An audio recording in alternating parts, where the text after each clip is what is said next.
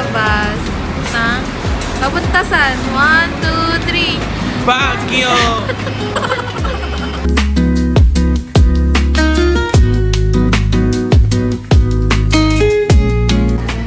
Ito ang aming estudyante, nag-aaral. Dito na kami sa loob ng lounge.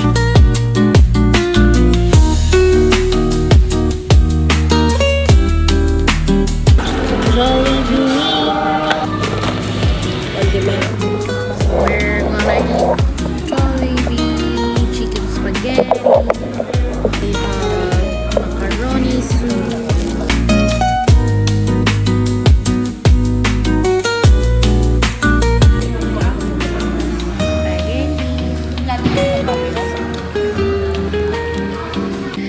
Hello mga kapamilya, kapatid, kapuso. Mayroon na nagsawansar sa ating charis ng mic.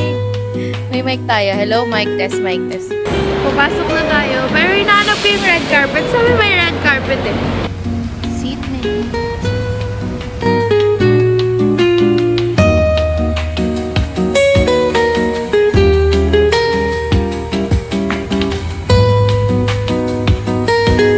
Meron kasing CR dito sa Pasitayos. Hindi na namin nabidyan kasi ang hirap. Ang hirap for me. Para ako nasa roller ko. Nahilo nga ako pagpasok ko. Ito na namin itong binigay nilang bread. Taste test. This is from Figaro. Figaro.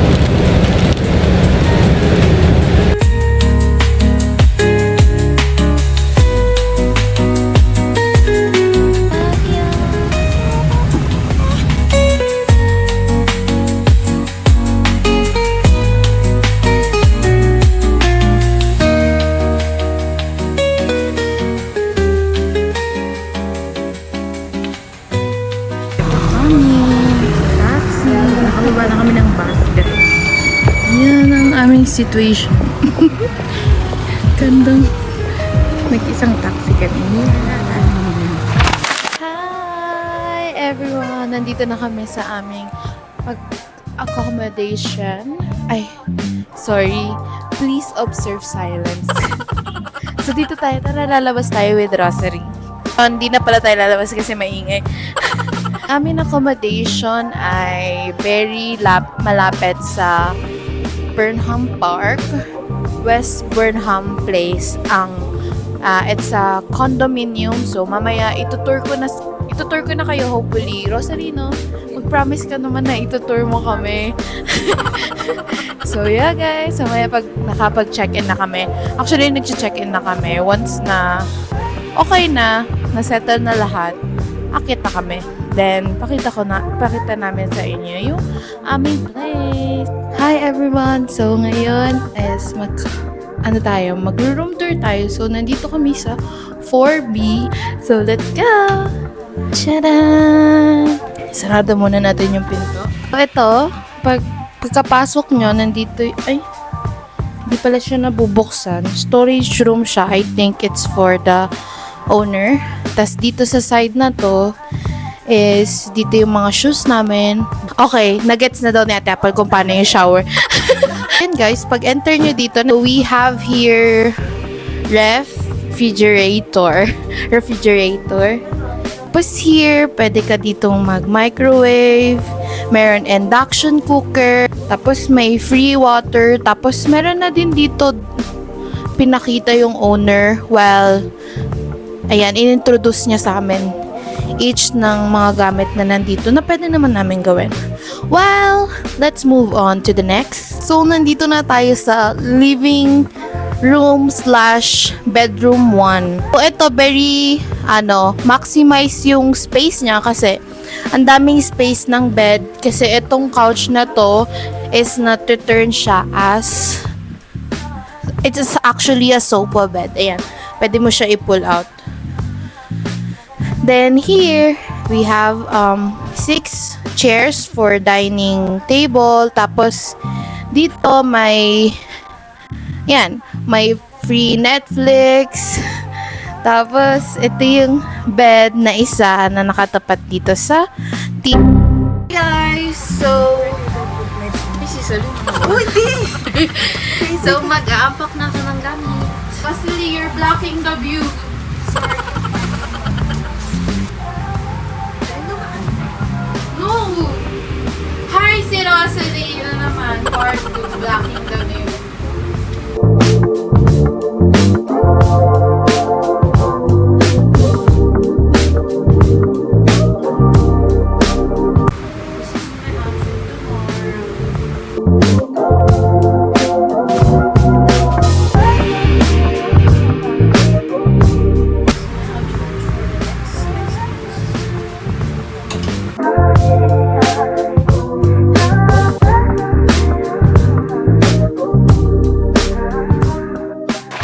Hello everyone!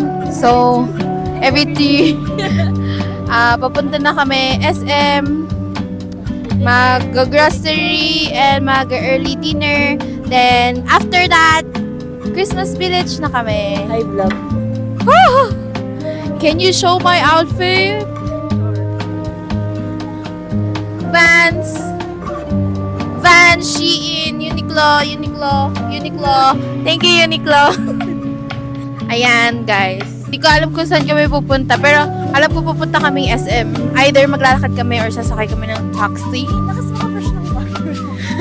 Yes. Actually, nag-freshen up ako. Ewan ko kay Rosalie. Pinalan niyo ako sa Marikina. Yeah. Kung naririnig niyo siya, thank you. Pero may sinasabi siya. Pero kung di niyo siya naririnig, sorry. Ililibat ko sa iyo, Mike. Sabi ko, ang lakas maka-fresh ng Baguio. Kasi kung sa Marikina niyo ako dadalhin, mukha na akong ewan. What do you mean sa Marikina dadalhin? Doon ka nakatira. Ay, lagi kasi akong hulas sa Marikina.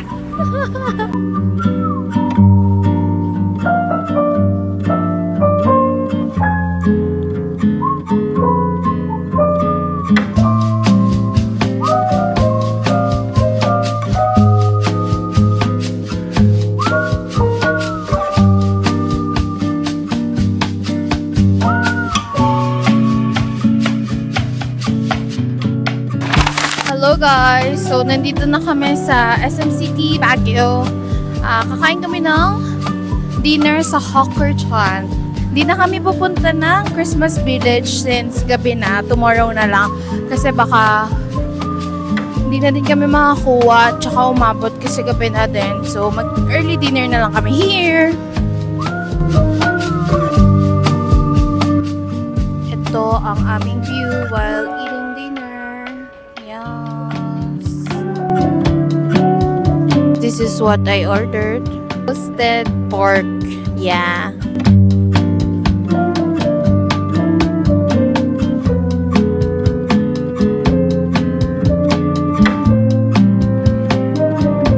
ASMR.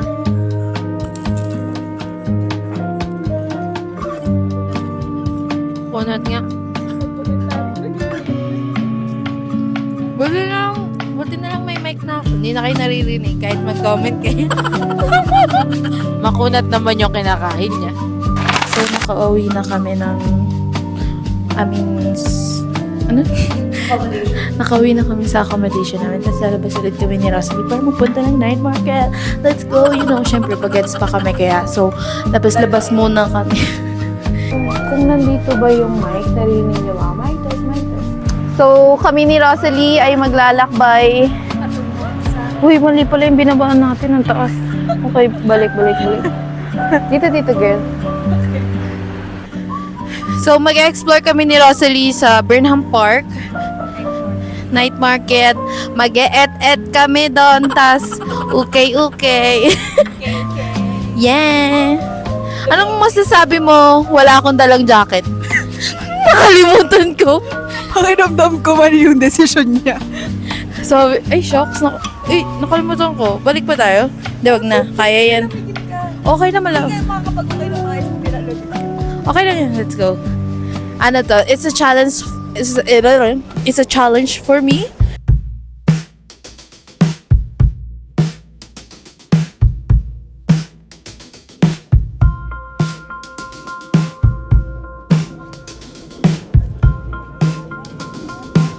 Life update. Nagsiksikan po dito sa night market. Aray, aray. Wait lang. Ang saya kasi hindi ko pa nabibili. Hindi ko pa nabibili yung kailangan ko. Pero yung mata ko masaya. Punong-puno siya ng heart. Di ba, Rosalie? Dami siyang napili. Madami akong napili. At muling pipili pa.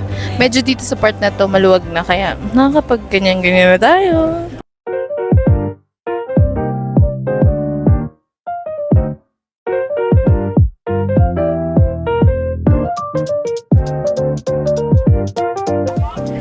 Hello, what's up everybody? Nandito kami sa OK Bob. Siyempre, ito ay hindi dapat makalimutan. Laging pinupunta. Laging babalikan. Thank you, Nisa Nuggets. Na-shoutout po si Mr. Nagi.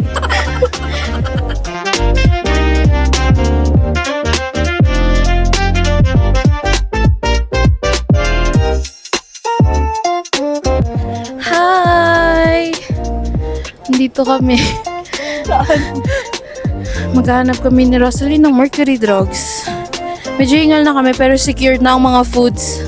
So yeah guys, nandito tayo ngayon sa Session Road. Taas ng Session Road. Hinihingal na ang sisi nyo. Pero let's go, let's find pharmacy. Uy, hindi tayo bayad. Nagkamagbayad.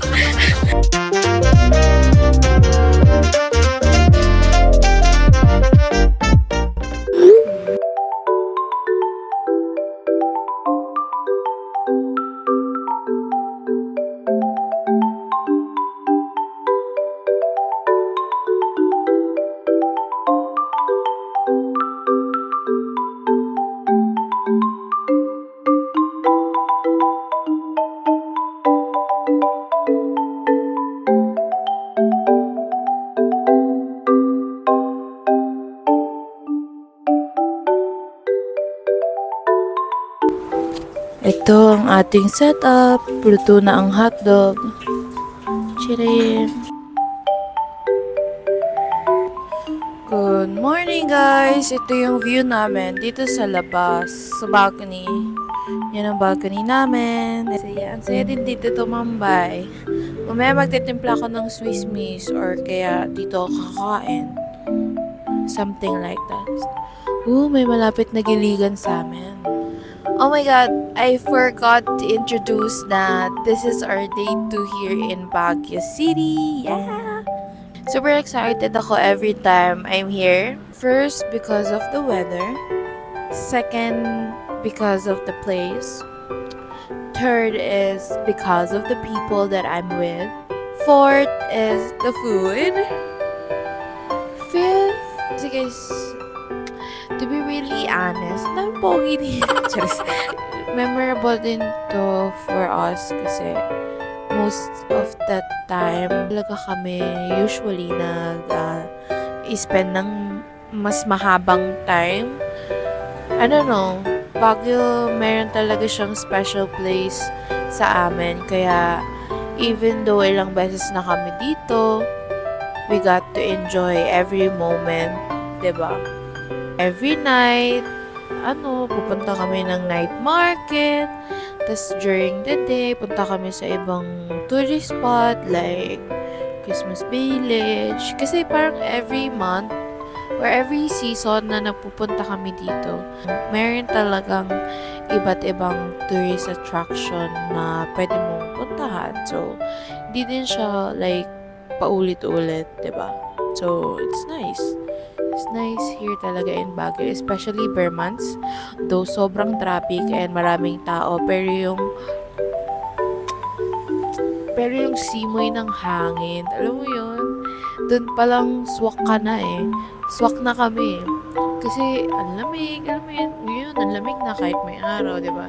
Iba pa rin talaga. Para ka lang nasa ibang bansa pero nandito ka lang sa taas ng Pilipinas, alam mo yun. Ang saya lang ng experience, very laid back lang and chill lang yung itinerary namin for 4 days. Spontaneous lang kung saan lang gusto, ganun. Wala talaga kami na concrete na plan to do for the 4 days. Alam nyo, before, takot na takot ako sa Baguio. Pero for this year, dalawang trip na kasi. Pang second trip ko na to dito sa Baguio. Hindi na ako natatakot eh. Or na disregard na sa akin sa utak ko yung may mga multo, ganto, ganyan. Let's have some breakfast!